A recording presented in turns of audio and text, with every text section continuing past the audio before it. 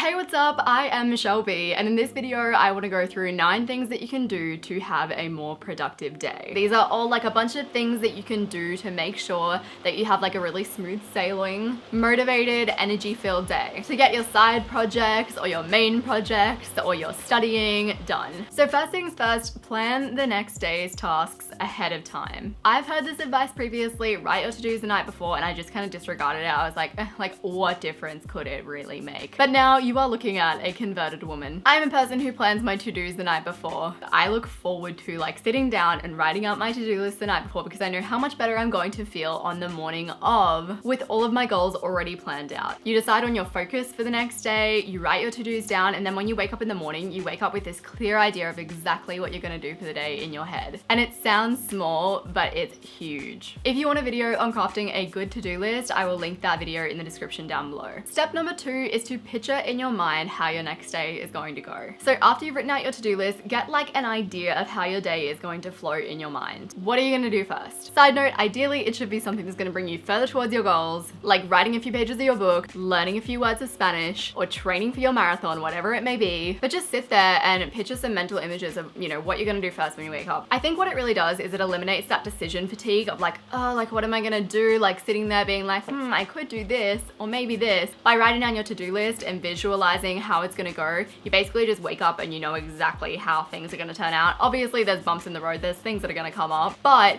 you have this plan ahead of time that'll make you so much more effective. Step number 3, turn your phone off, shut down your email and social media. It's actually been shown that just having a cell phone like visible near you reduces your ability to do anything complex, because the sight of your phone reminds you of the broader like social community, your friends, your family, just people, and it's a constant distraction even when your notifications are off. So turn your phone off, put it in another room and forget about it while you're going to be productive. Step number 4, play something to put you in a productive mood. So if you have a period where you're just getting ready for the day, maybe you're putting on your makeup or you're dressing yourself, chuck on a podcast or a YouTube video in the background that's going to motivate you. So I would recommend listening to Marie Forleo's YouTube channel. It's really motivating to me. She has one video that she did recently all about the surprising habits of successful people. I'll link it down below, so if you need some inspiration on where to go. Alternatively, the Hidden Brain NPR podcast is really good. They have a whole like You 2.0 series, which is really motivating. Side note, it's raining in the background, so sorry about the background noise. Step number 5, lay out what you need for the day. So for example, if you straight up in the morning, you need to sit down at your computer and you need to start writing,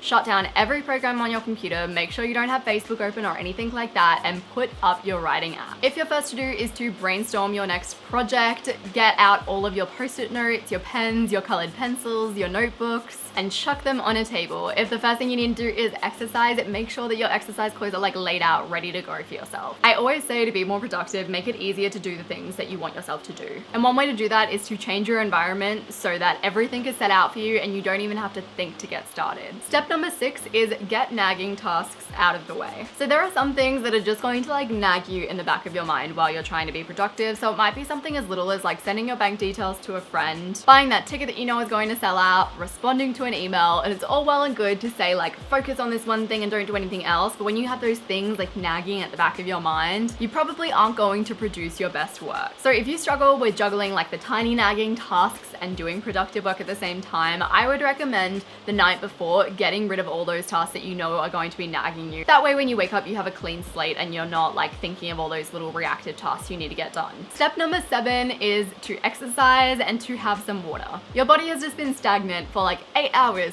not moving, not consuming any water or any nutrients. It needs to move and it needs to be replenished. I think everyone knows that nothing gives you energy quite like exercising. If you aren't a gym person, I feel you, we're on the same level. Look up no equipment exercise on YouTube. And a lovely lady will stand there, do exercises and tell you exactly what to do as she does it. It's super simple, super easy, and you don't really need anything. You don't even really need exercise clothes to do this. Like you could just do these exercises naked. You're in your own home, you do you. I also like to start out my day with a bowl of my muesli and almond milk. It just gets my brain working. I really need to eat food in the morning in order to like get myself thinking and to be productive, but I do know that some people feel sick after eating food, so like obviously respond to your own body, do what works for you. Step number 8 is to clean your workspace. I've talked about it before. If I am working in a messy space, like my brain is just like trying to concentrate on something while my surroundings are not clean, it just doesn't work for me. So rather than trying to force force myself to do a task where my space is messy. Instead, I will just dedicate 10 minutes to cleaning and getting my workspace clear before I actually sit down and do the work.